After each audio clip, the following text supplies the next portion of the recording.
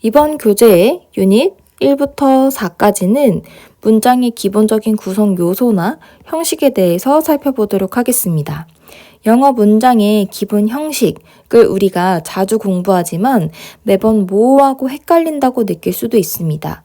그러나 영어는 특히 형식에 따라서 순서에 맞게 쓰는 게 매우 중요한 언어이기 때문에 잘 이해를 하고 있어야 이외의 다른 문법 개념도 더 잘 이해를 할 수 있습니다. 이번 유닛 1에서는 아주 크게 문장의 구성 요소에는 무엇이 있는지, 그리고 문장의 형식에는 무엇이 있는지를 설명을 하고 있습니다. 가장 첫 번째로 문장의 구성 요소부터 살펴보면 앞서서 우리가 문장의 형식과 구성 요소를 공부했을 때 기차의 비유를 했던 적이 있습니다. 영어 문장은 마치 기차와 같고 각 칸에 들어갈 수 있는 적절한 품사를 넣어서 완성하는 것이 영어 문장이다 라고 이야기를 했었고, 이 모든 영어라는 기차칸에 반드시 있어야 되는 것, 하나는 주어, 그리고 또 하나는 동사였습니다. 그리고 그 뒤에 칸이 더 있는지 혹은 무슨 칸이 있는지는 동사가 전적으로 결정을 했었습니다. 칸이 아예 없을 수도 있고 하나가 있을 수도 있고 두 개가 있을 수도 있고, 이것은 바로 동사가 전적으로 결정하고 이것이 바로 문장의 형식이라고 이야기를 하는 것이죠. 그래서 이 각 칸에 들어갈 수 있는 요소를 문장의 구성 요소라고 합니다. 일단 제일 먼저 주어는 동작이나 상태의 주체가 되는 말이라고 합니다. 그래서 I go to school every day 라고 했을 때 이렇게 특징적으로는 문장 맨 앞에 오는 특징이 있고, 해석적으로 있는 이가 붙으면 주어라고 볼 수 있습니다. 두 번째로 문장의 필수 요소인 동사가 있습니다. 동사는 주어의 동작이나 상태를 나타내는 말이라고 이야기를 하는데, 이렇게 표에 완전 자동사, 불완전 자동사, 완전 타동사, 불완전 타동사가 있습니다. 일단 두 가지로 나눠볼 수 있겠죠. 완전이냐, 불완전이냐, 완전이냐, 불완전이냐, 그리고 자동사냐, 타동사냐, 이렇게 나눠볼 수 있고, 각각이 무엇을 나타내는지를 이해하면 크게 어렵지 않습니다. 일단 완전이라는 것은 뒤에 보어가 있냐 없냐에 해당되는 개념입니다. 완전하다는 것은 보어가 필요 없는 걸 얘기하고, 불완전하다는 것은 스스로는 완전하지 못하기 때문에 보어를 필요로 하는 것을 얘기합니다. 그리고 자동사, 타동사는 더 많이 들어본 개념일 텐데, 자동사는 스스로도 쓰일 수 있는 형태이기 때문에 목적어가 필요 없습니다. 반면에 타동사는 다른 것이 필요하다는 의미이기 때문에 목적어가 필요한 동사를 이야기를 합니다. 그래서 이 이름으로 보면은 완전 자동사는 보어도 필요 없고 목적어도 필요 없다 하면은, 이 완전 자동사는 주어와 동사만 있으면 되는 일형식 동사를 얘기하겠죠. 불완전 자동사는 일단 불완전하기 때문에 보어는 필요하지만 자동사이기 때문에 목적어는 필요가 없다. 그러면 주어, 동사, 보어이기 때문에 이형식 동사일 것입니다. 그리고 완전 타동사는 완전하기 때문에 보어는 필요가 없지만 타동사이기 때문에 목적어는 필요합니다. 목적어가 필요한 문장은 3형식 혹은 목적어가 2개인 4형식도 해당됩니다. 불완전 타동사는 보어도 필요하고 목적어도 필요한 2개가 다 필요한 문장이기 때문에 5형식 문장에 해당됩니다. 그래서 이 개념은 외우려고 하면 종류가 너무 많아져서 헷갈리기 때문에 이렇게 이름이 왜 붙었는지를 곰곰이 생각해보면 조금 더 쉽게 이해를 할 수 있습니다. 오른쪽에도 마찬가지로 설명이 나와 있죠. 그 다음에 목적어. 목적어는 동사의 동작의 대상이 되는 말. 그래서 그녀는 좋아하는데 이 좋아하는 동작의 대상이 누구인지를 동사 다음에 써주는 것. 이것을 목적어라고 합니다. 그리고 마지막으로 보어가 있는데 보어는 주어, 동사, 목적어가 문장에 있어도 완전하지 않은 문장에서 불완전한 곳을 보충 설명해주는 말, 보충 설명하기 때문에 보어라고 볼 수 있습니다. 종류는 두 가지가 있는데 주어를 보충 설명하면 주격 보어, 목적어를 보충 설명하면 목적격 보어입니다. 사실은 이 개념들이 단 하나의 형식에만 들어가기 때문에 형식으로도 구분할 수 있는데 주격 보어가 들어가는 문장은 주어, 동사, 그리고 보어의 구조이기 때문에 이 형식 문장 구조에서만 살펴볼 수 있고 목적격 보어는 목적어를 보충 설명하기 때문에 주어, 동사, 목적어도 반드시 있어야지만 목적어를 목적격 보어가 보충 설명하겠죠. 그렇기 때문에 오형식 문장 구조에서 살펴볼 수 있는 개념입니다. 그래서 만약에 목적격 보어가 나오면 형식까지 막 어렵게 생각하지 말고 오형식이네? 이렇게 범위를 좁혀서 생각하는 것도 도움이 될 수 있습니다. 오른쪽 부분에 살펴보면 보어의 seem이라고 해서 부사는 보어가 될 수 없음에 유의해야 된다라고 나와 있습니다. 문제에서 이제 형용사가 들어갈 수 있는 자리는 항상 형용사인지 부사인지를 물어보는 둘 중에 선택해야 되는 문제가 많이 나오기 때문에 보어 자리에는 형용사나 명사가 들어갈 수 있고 그리고 형용사가 들어가지 부사는 들어갈 수 없다라는 것도 반드시 기억을 해야 됩니다. 그 다음 두 번째로 문장의 형식이 나오는데 영어에는 이렇게 문장에 5가지 형식이 있다. 각각 우리 이제 물어보면 바로 나올 수 있죠. 2형식 하면 주어, 동사, 보어.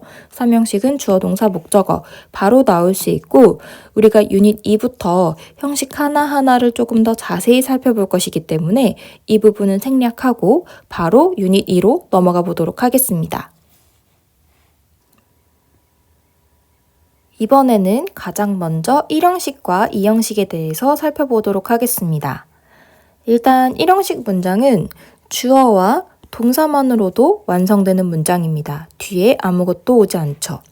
1형식에 쓰이는 동사는 보어가 필요 없는 완전한 그리고 목적어도 필요 없는 자, 동사로 목적어나 보어를 필요로 하지 않습니다.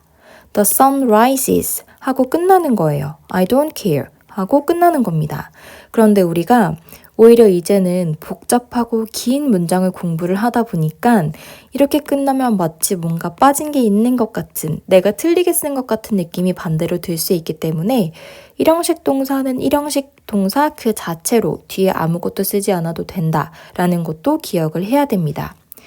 오른쪽도 보면 1형식은 주어와 동사로 이루어진 문장임을 기억해야 하며 목적어나 보어를 필요로 하지 않는다는 것을 잊어버리지 않을 수 있다라고 이야기를 하고 있습니다. 그리고 두 번째로 특징 중에 하나는 동사 뒤에 부사구를 수반하는 경우가 많다라고 했는데 부사구는 말 그대로 수식 거품이죠. 예를 들어서 I go도 1형식 동사입니다. 그런데 우리가 어디에 간다라고 이야기를 할 때 보통은 어디에 가는지까지 이야기를 하죠. 의사소통의 측면에서 생각을 하자면 그러면 1형식 동사이긴 하지만 우리가 훨씬 더 많이 보는 문장의 형태는 간다라는 동작보다는 이 가는 목적지가 어디인지를 표현하기 위해서 이 문장을 쓰는 경우가 많기 때문에 to school이라던가 to 장소의 부사구까지 오는 것을 더 익숙하게 볼 수 있습니다. 그래서 she lives, live도 1형식 동사이지만 보통은 살아있는지 죽었는지를 표현하기보다는 어디에 사는지를 표현하기 위해서 이 동사를 쓰는 경우가 더 많기 때문에 이렇게 뒤에 부사구, 그리고 My brother studied in Canada. 내 형은 캐나다에서 공부를 했습니다. 여기에서 한 가지 기억해야 될 것이 동사는 한 동사가 하나의 형식만을 취하지 않고 한 동사가 여러 가지 문장의 형식을 취할 수도 있습니다. 이번 문장에서 study는 1형식으로 쓰였지만 또 3형식으로도 다른 문장에서는 쓰일 수도 있습니다. 이번에는 단순히 공부를 한다 라는 것이 초점이기 때문에 1형식으로 쓰였고 어디에서 공부하는지를 나타내고 싶으면 이런 식으로 뒤에 부사구가 올 수도 있습니다. 3번 또 살펴보면 1형식 문장에 쓰이는 비동사는 있다 라는 뜻이며 뒤에 부사구가 와야 한다. 비동사도 마찬가지로 기본적으로는 우리가 2형식이라고 이야기를 합니다. 왜냐하면 I am 하면 happy 라고 주어를 보충 설명해주는 요소가 뒤에 오기 때문이죠. 그런데 만약에 your glasses are 하고 이렇게 장소를 나타내는 부사구가 오면 예외적으로 1형식으로 간주를 합니다. 그래서 뒤에 이렇게 부사구가 온다 라고 이야기를 합니다. 그래서 기억해야 될 것은 2형식 문장이 기본 형태이며 만약에 1형식으로 쓰이면 1형식이긴 하지만 필수적으로 뒤에 부사구가 와야 된다라고 기억을 해야 됩니다. 그리고 4번에서는 here is, here are, there is, there are이 있는데 개념은 똑같습니다. here도 마찬가지로 is냐 are냐는 뒤에 나오는 명사에 따라서 결정이 되고 there is도 마찬가지로 is인지 are인지는 뒤에 있는 명사에 따라서 결정이 됩니다. 단 문법적인 구조는 조금 다릅니다. here is 같은 경우에는 원래는 뒤에 있는 명사가 주어이고 here는 장소를 나타내는 부사구입니다. 그런데 앞뒤 순서가 바뀌는 것, 우리가 이것을 도치라고 이야기를 하죠. 이렇게 도치가 일어난 문장 구조이고 there is냐, there are냐는 there 그 자체가 가짜 주어입니다. 의미가 없는 형식만 채워두는 가짜 주어이고 동사 그리고 진주어는 뒤에 several men, 뒤에 오는 형태입니다. 그래서 해석을 there는 아예 하지 않습니다. 몇 명의 사람이, 남자들이 있었습니다. 라고 해석을 하죠. 그래서 기본적인 구조는 다르지만 문법 문제를 풀 때에는 요 동사의 수일치를 뒤를 통해서 한다 라는 것만 기억을 해도 괜찮습니다. 이제 그럼 이 형식으로 넘어가 보면 이 형식은 불완전하기 때문에 보어는 필요하고 자동사이기 때문에 목적어는 필요 없는 그런 동사입니다. 그래서 여기 대표적인 이 형식 동사들이 언급이 되어 있습니다. 비동사, 그리고 비동사와 같이 주어의 상태를 나타내는 동사들. 예를 들어서 keep이라던가 stay healthy 하면 건강을 유지하다라는 의미이죠. 이렇게 무언가 멈춰있는 상태를 묘사하는 동사들, 그리고 변화하는 상태를 묘사하는 동사들, become 하면 아니었던 것이 변화해서 되다 라는 의미이기 때문에 become이나 come, go, grow, turn, run, fall 등이 있습니다. 그리고 seem 동사라고도 구분을 하는데 무엇인 것처럼 보여지다 라는 의미로 seem이라던가 appear과 같은 동사도 이 형식 동사에 해당됩니다. She seems excited. 그녀는 흥분한 것 같다. 여기에서 이 보어 자리에 있는 형용사가 그녀의 상태를 보충 설명해주고 있습니다. 그리고 마지막으로 감각동사가 나오는데 이 감각동사가 학교 시험에서도 종종 나오는 부분이었죠. look이나 feel, smell, taste, sound와 같이 주어에 있는 대상이 어떠한 보어인 상태인 것처럼 감각이 되어진다 라는 의미입니다. 그래서 it sounds a good idea 하면 그것은 좋은 아이디어인 것처럼 감각이 되어진다, 들려진다 라고 해석을 하는 것이죠. 밑으로 넘어가 보면 보어로는 명사구나 형용사가 온다 라고 이야기를 하고 있는데 감각동사는 조금 예외적으로 추가적으로 기억해야 될 부분이 있죠. 감각동사는 원래는 보어 자리에는 구분 없이 명사 혹은 형용사가 다 와도 되는데 예외적으로 감각동사만 형용사 보어가 오면 바로 올 수 있지만 명사 보어가 오면 반드시 like를 써주고 명사를 써줘야 된다는 차이점이 있습니다. 그래서 학교 시험에서 look 다음에 그냥 형용사인지 look like인지를 구분해야 되는 문제가 종종 나오죠. 쉽다고 생각하지만 모르고 지나가면 또 어느 순간 갑자기 헷갈릴 수 있기 때문에 볼 때마다 정리를 해두고 복습을 하는 것이 중요합니다. 이번에도 그리고 다시 한번 보어의 품사에 대해서 언급이 되어 있는데 보어는 명사나 혹은 형용사가 올 수 있고 형용사가 온다는 것은 앞서서도 얘기했듯이 보어뿐만 아니라 어떠한 부분에서도 형용사 자리는 항상 부사와 비교가 됩니다. 그래서 보어 자리도 부사든 보어로 쓸 수 없다라는 것을 반드시 기억을 해야 됩니다. 이제 그럼 유닛 3으로 넘어가 보도록 하겠습니다. 이제 3형식 문장을 살펴보도록 하겠습니다. 3형식 문장은 이렇게 주어와 동사 그리고 목적어가 있는 문장입니다. 3형식에 쓰이는 동사는 보어는 필요 없기 때문에 완전, 그러나 목적어는 필요한 타동사입니다. 그리고 목적어로는 투부정사, 명사구, 그리고 동명사가 온다라고 이야기를 하고 있는데 이 세 가지 투부정사, 명사, 동명사를 통틀어서 명사 상당어구라고도 이야기를 합니다.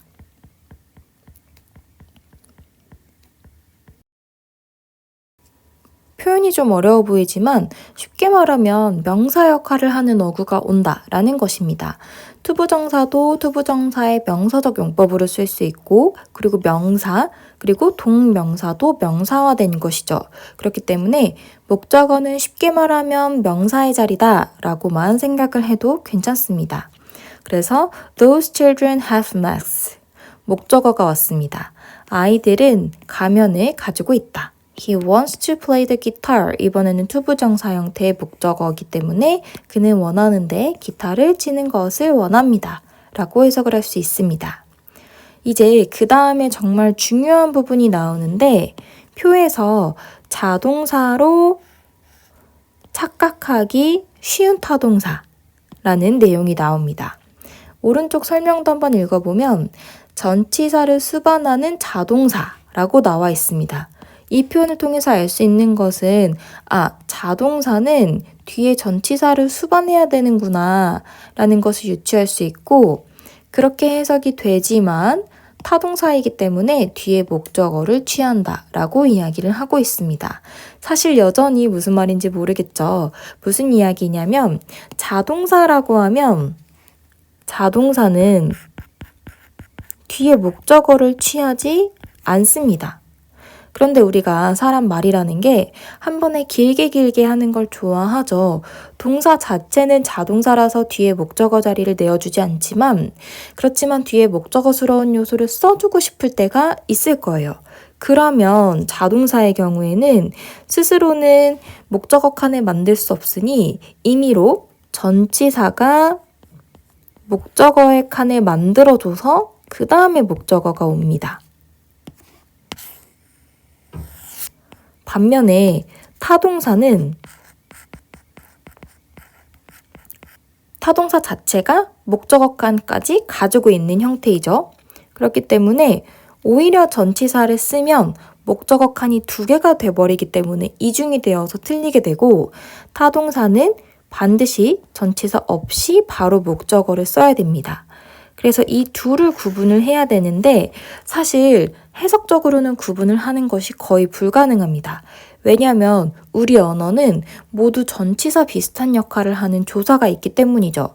예를 들어서 우리 언어는 나라는 명사, 너라는 명사, 항상 모든 명사 뒤에 이렇게 나는 너에게 간다. 이런 식으로 명사 뒤에 항상 조사가 붙습니다. 그리고 우리가 그렇기 때문에 자동적으로 뭐뭐에게면 to 아닌가? 이런 식으로 생각을 하기 마련이기 때문에 우리가 가장 많이 하는 실수가 전치사를 과다하게 사용하는 것입니다. 그래서 우리는 이 동사 자체가 목적어 자리까지 가지고 있는지 아니면 없기 때문에 전치사를 써줘야 되는지를 구분을 잘 해야 됩니다. 예를 들어서 똑같이 말하다인데 토크는 자동사입니다. 그러니까 그냥 말하다의 의미입니다. 반면에 tell은 누구누구에게 말하다. 그러니까 타동사입니다. 의미는 둘 다 말하다로 같지만 자동사인지 타동사인지에 따라서 뒷부분에 나에게 말하다 라고 표현하고 싶다면 토크 같은 경우에는 뒤에 목적어 칸을 만들어 놓고 있지 않기 때문에 전치사가 칸을 만들어줘서 to me 가 돼야 되고 tell 같은 경우에는 동사 자체가 누구에게 라는 칸을 만들어 두고 있기 때문에 명사만 바로 오면 되는 것입니다. 그래서 이제 학년이 올라갈수록 이 부분에서 talk to인지 아니면 그냥 talk인지 이런 걸 물어보는 문제가 많이 나옵니다. 사실 단어를 외우는 것 자체도 굉장히 힘든데 이 단어 자체가 뒤에 어떤 구조를 취하는지까지 외우는 건 더 어렵겠죠. 그렇기 때문에 외운다기보다는 이 문제에 많이 나오는 단골 동사들은 문제를 많이 풀어보면서 예문을 많이 보면서 익혀두는 수밖에 없습니다. 그래서 보면은 discuss, 토론하다인데 타동사입니다. 그러니까 뒤에 전치사를 안 쓰는 동사라는 거죠. 전치사 안 쓰고 바로 목적어. 그런데 우리 왠지 그것에 대해서 토론하다 하면 discuss about 써야 될 것 같은 느낌이죠. about 절대 안 씁니다. enter to 절대 안 써요. 그냥 enter 장소. 그리고 answer the question. answer to 안 씁니다. answer the question. 그 다음에 resemble 무엇무엇과 닮다. 무엇무엇과 이기 때문에 with 써야 될 것 같은데 안 씁니다. reach 어디에 도착하다 할 때에도 to 안 씁니다. 누구누구와 결혼하다 할 때도 marry, with 절대 안 씁니다.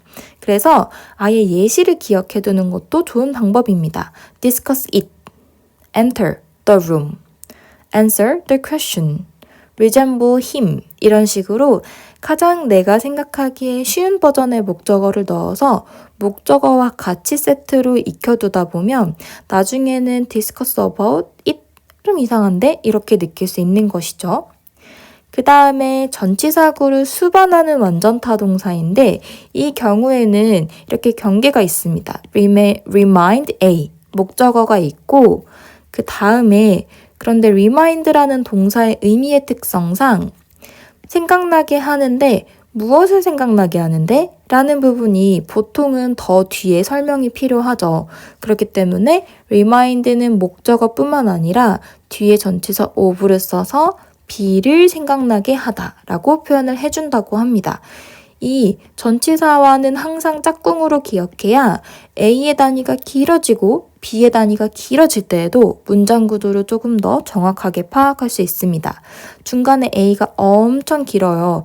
A인데 지금 캐나다에서 유학을 하고 있는 그런데 이전에 어떠한 직업을 가지고 있었던 A에게 B를 생각나게 하다 라고 A가 너무 길면 of가 붙이게 될 수 있는데 이 of를 찾을 수 있냐 없냐가 이 B 부분을 어떻게 해석할 수 있냐의 관건이 될 수 있습니다. deprive는 A 온 다음에 마찬가지로 전치사 of deprive A of B provide A with B 요거 이번에 시험에서 정말 많이 나왔던 부분이죠. provide A with B는 provide 반대로 B를 공급하다. A 형태가 된다면 for A에게 A 형태로 바꿔서 쓸 수도 있습니다. 공급하다. 그리고 compare A with B. think A 하고 이유를 나타내는 전치사 for B라는 이유로 A에게 감사하다. substitute A for B. A를 B 대신 사용하다. 이런 것들은 전치사도 같이 기억을 해야 됩니다. 그 다음에 주의해야 할 타동사구라고 나와 있는데 타동사하고 일단 구가 붙었다 라고 하면 요 구는 두 단어 이상이 하나의 역할, 하나의 품사적 역할을 하는 것이라고 생각을 하면 됩니다. 그러니까 생긴 건 두 단어인데 그런데 사실상 하나의 역할을 하는 것을 이야기를 하는 것이죠. 예를 들어서 turn이라는 동사는 돌다 라는 의미입니다. 그런데 turn on은 켜다 라는 의미가 됩니다. 여기에서 turn과 on을 떨어뜨려 놓으면 켜다라는 의미로 절대로 해석이 될 수 없습니다. 그렇기 때문에 이 turn과 on은 하나로 반드시 붙여서 써야만 되고 그리고 뒤에 무엇을 켜는지 목적어를 데리고 오기 때문에 이러한 형태를 우리가 타동사구라고 이야기를 합니다. 이러한 타동사구는 앞서서 살펴봤던 talk to와는 비슷해 보이지만 전혀 다릅니다. 왜냐? talk to 같은 경우에는 이렇게 만약에 따로 떨어뜨려 놓거나 to를 안 쓴다고 해도 의미가 달라지진 않습니다. 말을 하는데 누구한테 말하는지에 대한 정보가 조금 빠질 뿐 말하다가 듣다가 되진 않죠. 그런데 turn on 같은 경우에는 on이 없으면 키는 것과는 전혀 상관없는 돌다의 의미가 되기 때문에 이 turn on은 반드시 붙였어야 될 의무가 있고 talk to와 같이 자동사 다음에 나오는 전치사 구 같은 경우에는 필수적인 부분은 아니지만 의미를 더하기 위해서 쓰는 부분이다 라고 구분을 하면 됩니다. 설명에서 주의해야 할 타동사 구 하면서 자동사 플러스 전치사 혹은 타동사, 명사, 전치사 등이 타동사 역할을 하는 경우라고 나와 있는데 이 설명은 사실은 조금 더 쉽게 개념을 이해하기 위해서 조금 다른 식으로 설명을 한 부분인데 오히려 헷갈릴 수 있기 때문에 생략하도록 하겠습니다.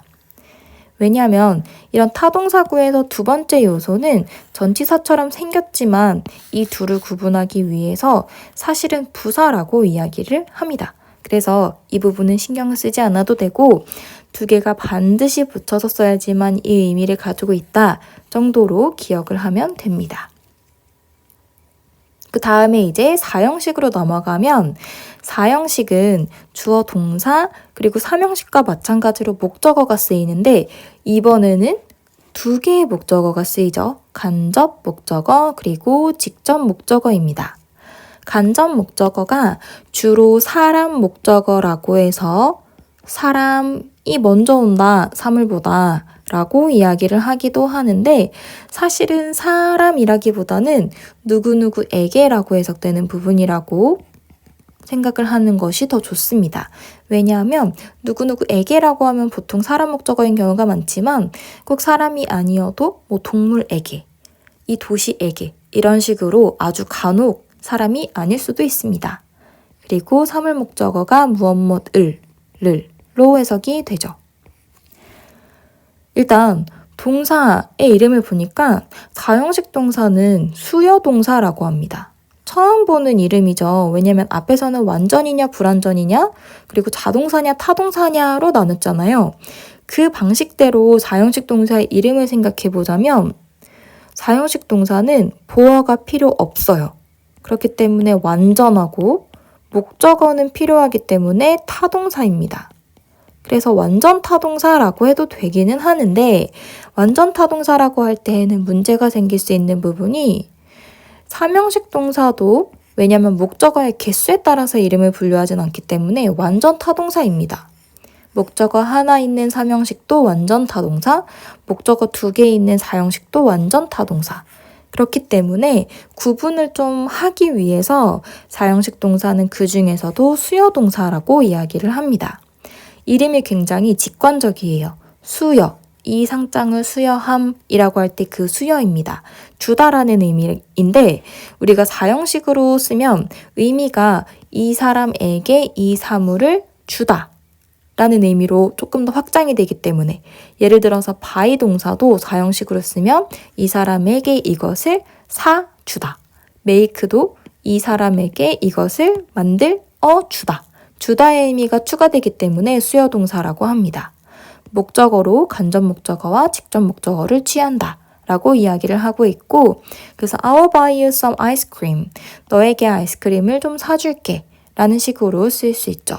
명사 두 개가 나란히 오는데 마치 가운데에 뭐 써야 될 것 같은, 전치사 같은 거 써야 될 것 같은 느낌이 들지만 자신을 믿고 명사 하나, 명사 두 개 그냥 순서대로 배열을 하면 됩니다.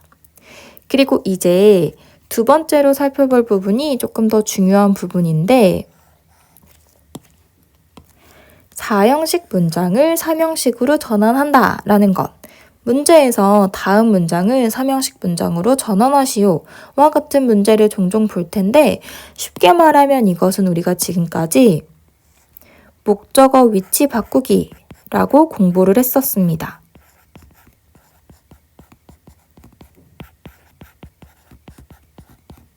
목적어의 위치를 바꿀 때에는 4형식 문장의 간접 목적어, 그러니까 앞에 있는 이 목적어를 뒤로 보낼 때 전치사 플러스 목적격 형태로 바꿔야 된다라고 이야기를 하는 것입니다. 쉽게 말하면 주어 밑에다가 적어보면은 주어, 동사, 간접 목적어, 직접 목적어의 어순에서 이 둘의 순서를 바꾸고자 할 때 이 간접 목적어가 뒤로 갈 때에는 전치사 플러스 목적어의 형태로 가야 된다라고 이야기를 하는 것입니다. 이 직접 목적어는 앞에 그냥 바로 와도 됩니다. 그래서 주어, 동사, 그리고 목적어, 그 다음에 전치사 플러스 목적어의 형태가 되는 것이죠. 그리고 이 부분이 문제로 나올 때에는 항상 요 전치사 관련된 부분이 나오죠.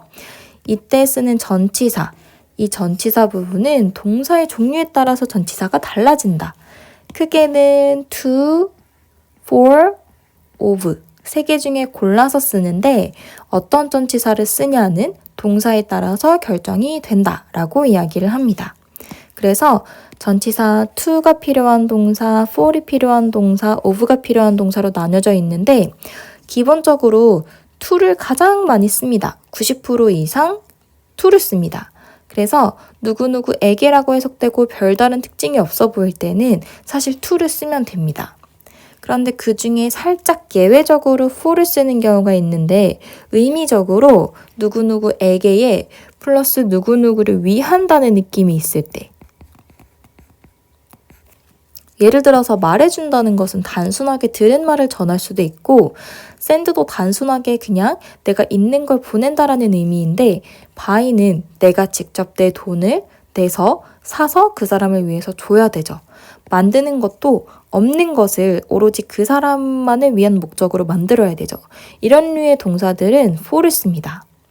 그리고 마지막으로 정말 극소수로 또 전치사 of를 쓰는데 전치사 of는 사실은 ask 하나만 기억해도 됩니다. 그런데 조금 불안하다 하면 require 정도? 이 정도만 기억해도 문제 푸는 데는 별 지장이 없습니다. 그래서 밑에 예문을 보면은 He sent her a gift.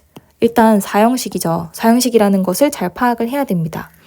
누구에게, 그녀에게 선물을 이라고 해석되기 때문에 사형식 문장인데 이 문장을 순서를 바꾼다면 her이 뒤로 가면서 전치사 플러스 목적어가 돼야 되는데 send는 특별한 동사는 아니기 때문에 to her 형태로 쓰면 되고 make는 for를 썼었죠. 그래서 이렇게 나눈 다음에 요 his son이 뒤로 보낼 때 전치사 for를 써서 made a tree house for his son 이런 식으로 써야 됩니다. ask는 of를 썼었습니다. 그래서 ask you a favor 이라고 했는데 만약에 목적어의 위치를 바꾼다면 a favor of you의 형태로 바꿨으면 되는 것이죠. 사실은 지금부터 외우려고 할 필요는 없습니다. 지금은 정확하게 푸는 것이 중요하기 때문에 헷갈린다면 반드시 찾아서 알맞게 쓰고 매번 찾다 보면 우리 머리도 기억을 하게 됩니다. 찾는 과정에서 send 2였던 것 같은데 확신이 없네 한번 찾아볼까? 이 과정이 몇 번 반복되면 저절로 기억을 할 수 있게 되기 때문에 처음에는 암기의 부담보다는 찾아서 풀더라도 한 번 더 확인하면서 푼다라고 기억을 하는 것이 더 도움이 될 수 있습니다. 그럼 이제 마지막으로 오형식에 대해서도 살펴보도록 하겠습니다. 이제 마지막으로 오형식 문장에 대해서 살펴보도록 하겠습니다. 오형식 문장은 주어 동사 그리고 그 다음에 목적어도 필요하고 목적격 보어도 필요한 그런 문장의 형태를 이야기합니다.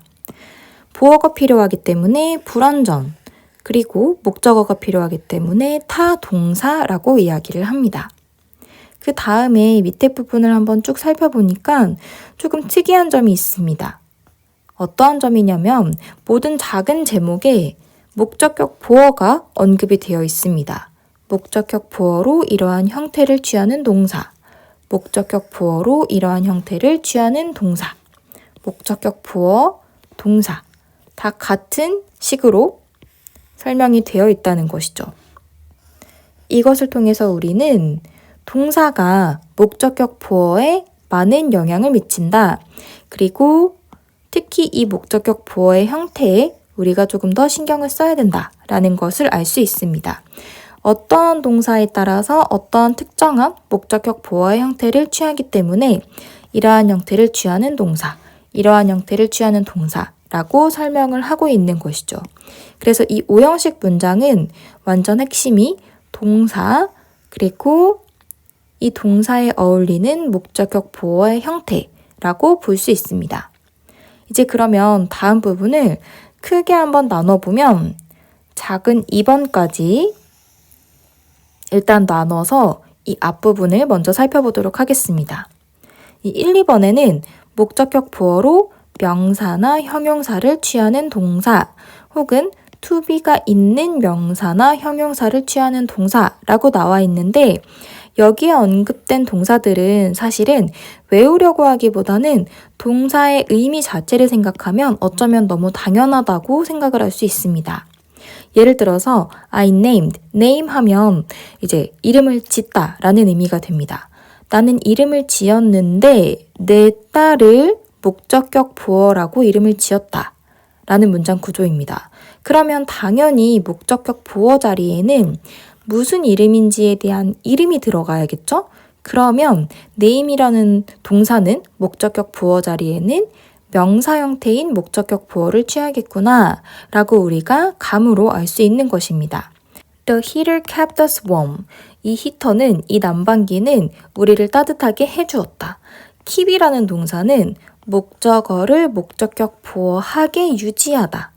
이기 때문에 목적격 보어 자리에는 따뜻하게, 춥게, 똑똑하게 등과 같이 상태를 설명해주는 형용사가 옵니다. 그래서 이 부분은 동사의 의미를 곰곰이 생각해보면 어느 정도 판단이 될 수 있습니다. 외우려고 하기보다는 문제에 나올 때마다 왠지 목적격 보어에 이게 나올 것 같은데를 먼저 생각하고 찾아보는 것이 도움이 될 수 있습니다. 그리고 오른쪽 설명을 보면 목적격 보어로 분사가 오는 경우라고 나와 있는데 오형식 문장에서 목적격 보어로 현재 분사나 과거 분사가 올 수도 있다. 어떻게 보면 너무 당연한 말입니다. 왜냐? 분사라는 것 자체가 분사는 동사의 ing나 동사를 과거 분사형으로 써서 형용사 역할을 하게끔 바꿔주는 것이 분사입니다. 목적격 보어 자리에는 형용사가 들어갈 수 있다. 그런데 분사는 형용사 역할을 한다. 이기 때문에 너무나도 당연히 이 형용사 자리에는 이 목적격 보어뿐만 아니라 문장의 모든 형용사가 들어갈 수 있는 자리는 분사도 들어갈 수 있습니다. 그리고 이제 3번으로 넘어가면 투부정사, 그리고 옆에 준사역동사, 사역동사, 지각동사까지 나와 있는데 이 부분은 우리가 항상 표로 정리를 했었죠. 밑에 한번 간단하게 정리를 해보면 오형식 문장 구조는 주어, 동사, 목적어, 목적격 보어이고 그리고 앞서서도 얘기했듯이 어떤 동사냐에 따라서 어떠한 목적격 보어의 형태를 취하는지가 결정이 되는데 기본적으로는 목적격 보어는 명사나 형용사는 들어갈 수 있고 그런데 상태를 조금 더 자세하게 설명하고 싶다면 이제 동사 구 예를 들어서 투부정사를 명사적 용법으로 바꿔서 넣는다거나 이러한 과정이 필요하죠. 그 경우에는 동사가 조금 더 영향을 미칩니다. 그래서 이 5형식 문장 구조에서 동사가 일반적인 동사인 경우에는 이 목적격 보어 자리에 투부정사를 쓸 수 있다. 여기에서 말하는 일반 동사라는 것은 앞으로 언급될 사역동사라던가 준사역동사들을 제외한 모든 다른 동사들이라고 생각을 하면 됩니다. 그리고 사역동사. 사역동사 하면 딱 나와야죠. have, let, make. have, let, make는 원형 부정사. 그리고 앞서서도 준사역동사가 나왔는데 준사역동사 이름이 헷갈리면 어차피 help밖에 없기 때문에 help만 기억을 해두면 됩니다. help는 준사역, 완전한 사역은 아니기 때문에 원형도 가능하지만 일반 동사의 성격도 가지고 있어서 투부정사도 가능합니다. 그리고 마지막으로 지각동사. 지각동사는 목적어가 목적격 보어하는 것을 지각하다, 그러니까 보다, 느끼다, 듣다와 같은 형태이죠. 이 지각동사는 뒤에 원형 부정사가 오거나 혹은 현재 분사 형태인 ing가 온다 라는 것을 기억을 해야 됩니다. 사실 이 부분은 학교 내신 준비를 하면서도 정말 많이 봤기 때문에 더 자세하게 하지는 않겠습니다. 그래서 우리가 문제를 풀 때에는 이 부분이 문제에 나온다면 항상 동사를 두고 판단을 해야 된다는 것. 혹은 이 부분이 문제에 나온다고 해도 이 목적격 보어에서 항상 근거를 찾아서 풀어야 된다는 것을 기억을 해야 됩니다. 그래서 한번 보면 목적격 보어로 투부정사를 취하는 동사라고 했는데 요 나머지에 해당되지 않는 것은 다 일반적인 동사라고 생각을 하면 됩니다. 그래서 want, you 하고 목적격 보어 자리에 투부정사 이렇게 항상 세트로 기억을 해야 된다는 것이죠. 사역동사는 have, let, make가 있고 help는 준사역이기 때문에 괄호 표시를 해두겠습니다. 사실은 사역동사라고 이렇게 같이 쓰면 안 되는 부분이에요. 그래서 사역동사 let은 let him 하고 원형 부정사이기 때문에 no. 여기 투부정사가 오면 안 되는 것이죠. 그리고 help는 오른쪽에 다시 한번 설명이 나와 있는데 준사역동사 help는 목적격 보어로 원형 부정사와 투부정사를 모두 취할 수 있다. 그래서 help라는 동사가 나오면 뒤에 목적격 보어 자리에는 make도 가능하고 to make도 가능하다라는 것입니다.